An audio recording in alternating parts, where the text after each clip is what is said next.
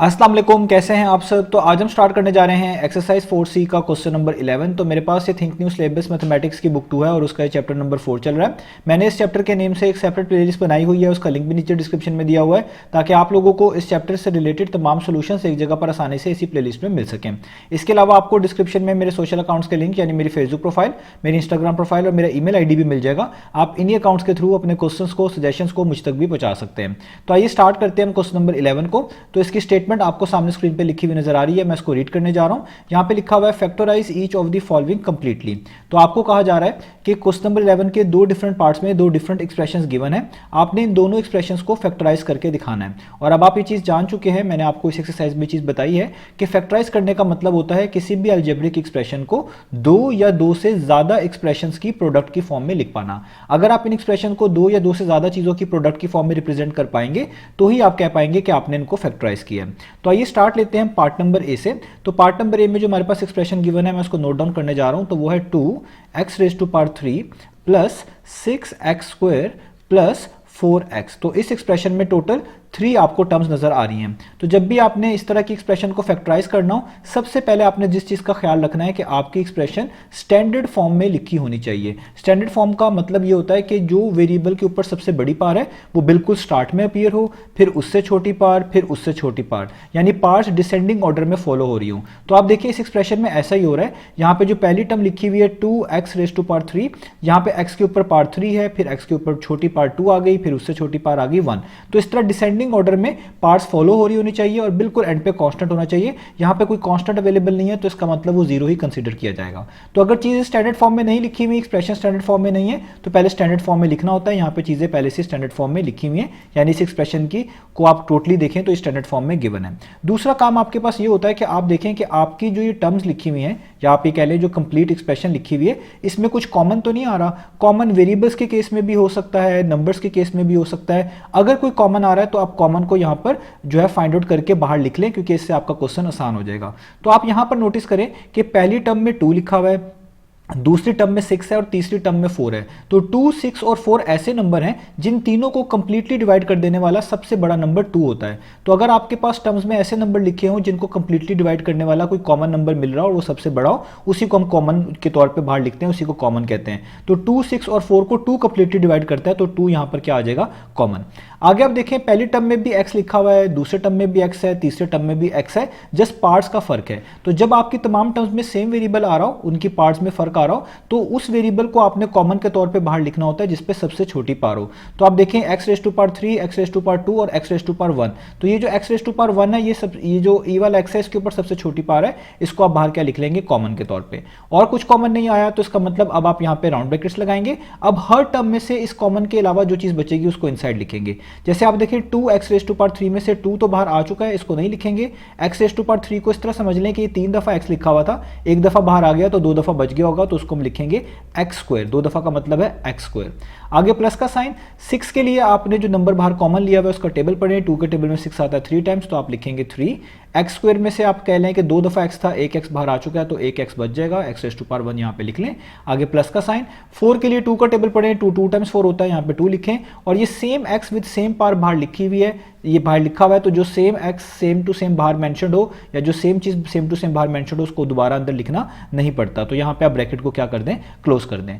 अब आगे आपने वही स्टेप्स फॉलो करने हैं जो इससे पहले क्वेश्चन में भी हम करते आ रहे हैं। ये आपके पास जो 3 टर्म्स वाली एक्सप्रेशन है इसको आप ट्राइनोमियल भी बोल सकते हैं। इन तरह की एक्सप्रेशंस के अंदर हम usually mid term break method follow करते हैं, जिसको हम स्प्लिटिंग मेथड भी बोलते हैं। तो वो हमने कैसे फॉलो करना है, हम यहाँ पे लिखेंगे 2x को वैसे का वैसे ही, इधर हम ये जो x² है अभी इसको वैसे का वैसे ही उतार रहे हैं। आपने बेसिकली इसमें x² के जो साथ आपका कॉफिशिएंट लिखा होता है, x² का जो कॉफिशिएंट होता है उसको लास्ट में लिखे हुए नंबर के साथ मल्टीप्लाई करना होता है। तो x² के साथ कुछ नहीं लिखा हुआ तो आप 1 ही कंसीडर करेंगे, तो 1 को आप 2 के साथ मल्टीप्लाई करेंगे, पॉजिटिव 2 के साथ। तो मैं यहाँ पे थर्ड स्टेप में ही करूंगा, ये मिड टर्म ब्रेक वाला प्रोसेस है। तो 1 टाइम्स 2 करेंगे तो कितना आएगा, 2। ये आपका थर्ड स्टेप हुआ करेगा कि x² के साथ वाला कोफिशिएंट को एंड पे लिखे हुए कांस्टेंट से मल्टीप्लाई करें, तो आपके पास ये नंबर आ गया 2। अब आपने फोर्थ स्टेप में क्या करना है, फोर्थ स्टेप में आपको 2 ऐसे नंबर्स चाहिए जिनको मल्टीप्लाई करके ये थर्ड स्टेप वाला नंबर ही यानी 2 आए, और वही 2 नंबर्स को जब आप ऐड करें तो आपको मिड टर्म मिले। मिड टर्म यहाँ पे पॉजिटिव 3x है, इसमें वेरिएबल को थोड़ी देर के लिए आपने इग्नोर कर देना, तो जस्ट पॉजिटिव 3 आप कह सकते हैं, आपको पॉजिटिव 3 मिले। अब ऐसे कौन से नंबर हैं जिनको मल्टीप्लाई करके 2 आता है और ऐड करके 3 आता है, बहुत सिंपल है। अगर आप 2 को 1 टाइम्स करें, 2 1 टाइम्स 2 होता है, और 2 में 1 प्लस कर दें तो 2 प्लस 1 3 होता है। तो आपकी ये दोनों कंडीशंस वेरीफाई होनी चाहिए, सेटिस्फाई होनी चाहिए। तो अब आपने इनको यहाँ पे लिखना है। तो आप देखें ये जो 2 है आप इसको लिखेंगे +2 और उसके साथ वही वेरिएबल लिखेंगे जो आपके मिड टर्म के साथ होगा। मिड टर्म के साथ x है तो यहाँ पर आ जाएगा x। दूसरा आपका नंबर है +1, आप लिखेंगे +1, इसके साथ भी क्या आएगा x, और आगे एंड पे ये +2 वैसे का वैसे ही और ब्रैकेट क्लोज। इसको ही हम बोलते हैं मिड टर्म ब्रेक मेथड, क्योंकि आपने मिड टर्म को देखें इधर 2 टर्म्स में ब्रेक कर लिया। अब आगे आपको स्टेप्स पता है, आप यहाँ पे 2x लिखेंगे, यहाँ पे स्क्वायर ब्रैकेट का यूज करें क्योंकि अंदर राउंड ब्रैकेट्स आनी है। अब आप इनमें पेयर वाइज कॉमन निकालेंगे, इन दो में और इन दो में। इधर x² और 2x में आप देखें दोनों टर्म में x आ रहा है, इधर x के ऊपर पार 2 है, इधर x के ऊपर पार 1 है, तो उस वेरिएबल को कॉमन के तौर पर लिखेंगे जिसपे छोटी पार है, तो हम x⁻1 को बाहर कॉमन के तौर पर लिखेंगे। और कुछ कॉमन नहीं आ रहा तो राउंड ब्रैकेट्स, x² में से एक x बाहर आ गया तो एक x बच जाएगा, 2x में से एक x बाहर आ चुका है, 2 तो बाहर कॉमन नहीं था तो 2 आ जाएगा।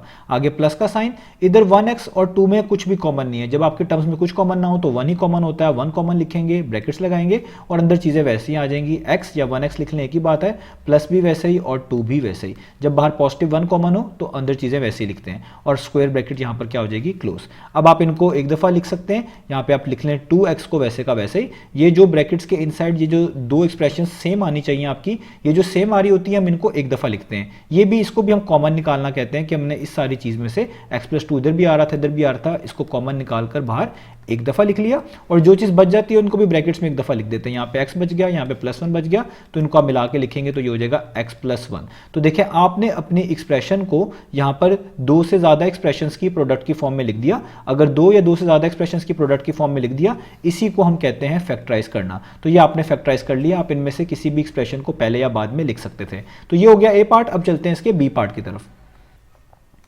तो अब आपको सामने स्क्रीन पर पार्ट नंबर बी लिखा हुआ आ रहा है नजर। तो यहाँ पे जो एक्सप्रेशन लिखी हुई है वो है -3p⁻³ -3p² + 18p। तो ये भी आपके पास 3 टर्म्स वाली एक्सप्रेशन यहाँ पर मेंशन्ड है, इसको आप ट्राइनोमियल भी कह सकते हैं। तो इस एक्सप्रेशन को फैक्टराइज करने के लिए पहले आपने यही देखना है कि इसमें जो आपके पास पूरी एक्सप्रेशन है ये स्टैंडर्ड फॉर्म में लिखी होनी चाहिए। स्टैंडर्ड फॉर्म का मतलब ये है कि वो वाले वेरिएबल जिनके ऊपर सबसे बड़ी पार है वो आपको स्टार्ट में दिखने चाहिए और डिसेंडिंग ऑर्डर में पार्ट्स फॉलो हो रही होनी चाहिए। तो आप देखिए यहाँ पर सबसे पहली जो टर्म है उसमें जो वेरिएबल p आ रहा है उस पर पार्ट 3 है, उसके बाद अगली टर्म में उससे छोटी पार होनी चाहिए थी तो ऐसा ही है, p⁻2 है। इसके बाद अगली टर्म में इससे भी छोटी पार होनी चाहिए थी तो यहाँ पे देखें p⁻1 है, और एट द एंड कांस्टेंट होना चाहिए था, इसमें कोई कांस्टेंट अवेलेबल नहीं है तो वो 0 ही माना जाएगा। इसका मतलब ये बिल्कुल स्टैंडर्ड फॉर्म में लिखी हुई है। दूसरी चीज आपने ये चेक करनी होती है कि इनमें कुछ कॉमन तो नहीं आ रहा। तो आप देखिए इनमें कॉमन आ रहा है, वो कैसे? अगर आप यहाँ पे नोटिस करें, यहाँ पे माइनस का साइन है, यहाँ पे माइनस का साइन है और ये प्लस का साइन है। तो मैंने आपको बताया था कि अगर आपकी फर्स्ट टर्म के साथ माइनस का साइन आ रहा हो तो आप माइनस को भी कॉमन ले लिया करें, इससे आपका क्वेश्चन आसान हो जाता है। अगर आप माइनस कॉमन नहीं लेना चाहते तो भी ये क्वेश्चन हो जाएगा, तब भी इसका आपका आंसर ठीक आएगा। लेकिन अगर आपकी स्टार्ट वाली टर्म्स में इस तरह माइनस आ रहा हो, आप माइनस कॉमन लेंगे, आपका क्वेश्चन और इजी बन जाएगा। तो एक तो मैं माइनस कॉमन के तौर पे यहाँ पे लिखूंगा, दूसरा ये कि आपने ये देखना है कि और क्या कॉमन है। जैसे देखिए यहाँ पे 3 लिखा हुआ है, यहाँ पे भी 3 है, यहाँ पे 18 है।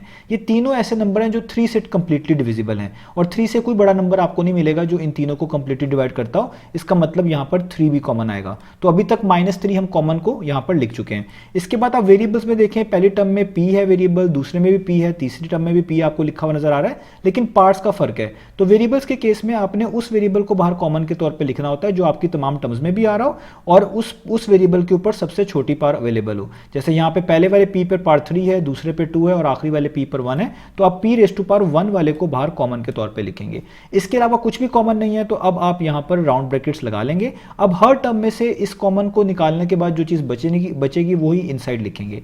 अब देखिए पहली टर्म में से माइनस बाहर आ चुका है, इसको आप ना लिखें। 3 बाहर आ चुका है, इसको आप ना लिखें। p⁻3 का मतलब है 3 दफा p लिखा हुआ है, एक बाहर लिखा हुआ है तो 2 बच गए, 2 बचने का मतलब है p⁻2 बच गया। अब आगे आपने याद रखना है, जब भी कोई नेगेटिव नंबर या आप यूं कह लें नेगेटिव बाहर कॉमन होता है, अंदर साइन लाजमी चेंज होते हैं। जिस तरह आप देखें ये वाला माइनस एक तरह का प्लस हो चुका है, ये नहीं आया यहाँ पर, एक तरह का पॉजिटिव हो गया, तो ये वाला माइनस भी क्या हो जाएगा, वो हो जाएगा प्लस। तो आपने याद रखना है, अगर ये माइनस का साइन है, बाहर माइनस कॉमन लिया हुआ है तो अंदर साइन चेंज होगा, माइनस माइनस होता है प्लस, तो मैं लिखूंगा प्लस।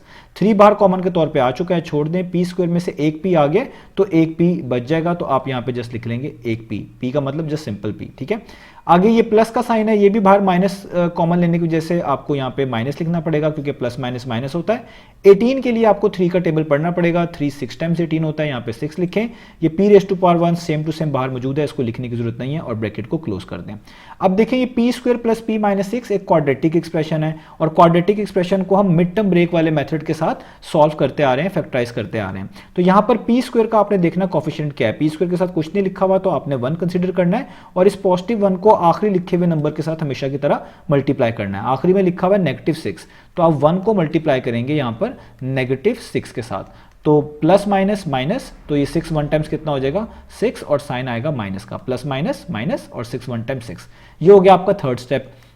फोर्थ स्टेप में आपने दो ऐसे नंबर्स ढूंढने हैं जिनको मल्टीप्लाई करके ये थर्ड स्टेप वाला नंबर यानी -6 आता हो, और उन्हीं दो नंबर्स को अगर आप ऐड करें तो आपको मिड टर्म मिलती हो। अब मिड टर्म आपके पास क्या है, मिड टर्म आप देखें यहां पर लिखा हुआ है प्लस p, तो आप वेरिएबल को आपने इग्नोर करना है। तो ये p को अगर आप इग्नोर करें, इसके साथ कुछ कोफिशिएंट लिखा हुआ है, अगर नहीं लिखा हुआ तो आपने खुद से वहां पर 1 कंसीडर कर लेना है। अगर इस p के साथ कुछ लिखा होता तो उसको कंसीडर करते, क्योंकि इस p के साथ कुछ नहीं लिखा हुआ तो 1 को कंसीडर करेंगे।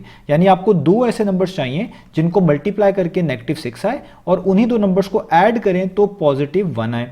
अब देखिए ऐसे कौन से हमारे पास नंबर हो सकते हैं। एक तो नंबर है 3 और 2, तो अगर आप नोटिस करें 3 मल्टीप्लाई बाय 2 करने से 6 तो आ जाता है, लेकिन प्रॉब्लम यह है कि -6 नहीं आता हमारे पास, तो हमें साइन को मैनेज करना पड़ेगा। और ये चीज़ मैं पहले भी बता चुका हूं कि जो आपके पास यहाँ पर मिड टर्म लिखी होती है ना, उसके पीछे जो साइन होता है वो साइन आपका इन दोनों नंबर में जो सबसे बड़ा होना है उसके पीछे होना चाहिए। तो आपने पहले ये चेक करना है ऐसा है कि नहीं है। तो देखिए 2 और 3 में 3 बड़ा है, 3 के पीछे पॉजिटिव साइन होना चाहिए, तो ये पॉजिटिव ही है नंबर, कुछ ना साइन लिखा होने का मतलब है ये पॉजिटिव ही है। तो अभी भी यहाँ पर ये पॉजिटिव होने से भी आपको 3 2 टाइम्स 6 मिल रहा है, -6 नहीं मिल रहा। तो जब आपके मिड टर्म का साइन भी यहाँ पर मैनेज हो चुका हो और तब भी आपका ये आंसर का साइन ना मैच कर रहा हो, तो जो दूसरा नंबर होगा इसके अलावा आपने उसका साइन हमेशा चेंज कर देना होता है। जैसे 3 के अलावा कौन सा नंबर यहाँ पे लिखा हुआ है 2, आप इसका साइन चेंज करके देखें। ये प्लस है तो माइनस बना के देखें, माइनस है तो प्लस बनाकर देखें। ये प्लस का है तो मैं इसको माइनस बनाता हूँ। अब आप देखें अगर आप +3 को -2 से मल्टीप्लाई करेंगे, प्लस माइनस माइनस ही आएगा, 3 2 टाइम्स 6 होता है। और इसी तरीके से जब आप +3 में ऐड कर देंगे -2 तो आपको +1 ही मिलेगा। आप इसको यहाँ पे फॉलो भी कर सकते हैं कि 3 + -2 क्या होता है। ये जब ब्रैकेट्स खोलेंगे प्लस माइनस माइनस तो ये हो जाएगा 3 - 2, और 3 - 2 क्या होता है 1। तो आपको दो ऐसे नंबर्स मिल गए, एक +3 और एक -2, जिनको मल्टीप्लाई करके -6 भी आ रहा है, ऐड करके मिड टर्म यानी +1 भी आ रही है। इसका मतलब आपने एक तरह के मिड टर्म ब्रेक कर लिया है। अब आपने जैसे इसको लिखना है, आप लिखेंगे -3p यहाँ पे राउंड ब्रैकेट्स, पहली वाली टर्म p² वैसे की वैसी आएगी, इसके साथ 1 लिख लें तो ठीक है, ना लिखें तो भी ठीक है। अब यहाँ से आप लिखेंगे, ये लिखेगा +3, इसके साथ वही वेरिएबल आएगा जो मिड टर्म के साथ है जो कि p है। आगे आप लिखेंगे इस वाली टर्म को जो कि है -2, और इसके साथ भी वही वेरिएबल आएगा p, और आखिरी वाली टर्म -6 वैसे की वैसे ही। अब आपने यहाँ पर -3p लिख लेना है। यहाँ पे स्क्वायर ब्रैकेट यूज़ कर रहा हूँ क्योंकि अंदर राउंड ब्रैकेट्स यूज़ करनी पड़ेगी। इन दो में और इन दो में कॉमन ढूंढना है। p² और 3p में सिर्फ p कॉमन है, इधर p के ऊपर पार्ट 2 है, p के ऊपर पावर 1 है, तो छोटी पावर वाले वेरिएबल को हम कॉमन के तौर पे लिखते हैं, तो p⁻1 कॉमन आ जाएगा। राउंड ब्रैकेट्स p² में से एक p बाहर है तो एक p बच जाएगा, प्लस का साइन, 3 तो कॉमन नहीं आया, इसको लिखना पड़ेगा, p⁻1 बाहर कॉमन है, उसको आप छोड़ दें और ब्रैकेट क्लोज कर दें। यहाँ माइनस का साइन ऐसे ही, तो 2p और 6 में 2 और 6 ऐसे दो नंबर्स हैं जिनको कंप्लीटली डिवाइड कर देने वाला सबसे बड़ा नंबर 2 मौजूद होता है, तो आप 2 को यहाँ पे कॉमन के तौर पे निकालेंगे और राउंड ब्रैकेट्स लगाएंगे। तो देखिए इस 2p में से 2 बाहर आ चुका है तो p नहीं आया, p को आप यहाँ पर लिख लें बाहर, क्योंकि नेगेटिव का साइन है। जब भी बाहर नेगेटिव का साइन हो, इस तरह आप कॉमन निकाला हो या ब्रैकेट्स लगाने जा रहे हो, अंदर साइन चेंज करते हैं, तो ये वाला माइनस इस माइनस को क्या कर देगा प्लस। 6 के लिए 2 का टेबल पढ़ना पड़ेगा, 2 3 टाइम्स 6, और यहाँ पे ब्रैकेट क्लोज, और यहाँ पे स्क्वायर ब्रैकेट भी क्लोज कर देंगे। अब आपको पता है हम -3p को वैसे का वैसे ही लिखेंगे। इन दोनों इस पूरी एक्सप्रेशन में से इस पूरी एक्सप्रेशन में देखिए p+3 2 दफ़ा आ रहा है।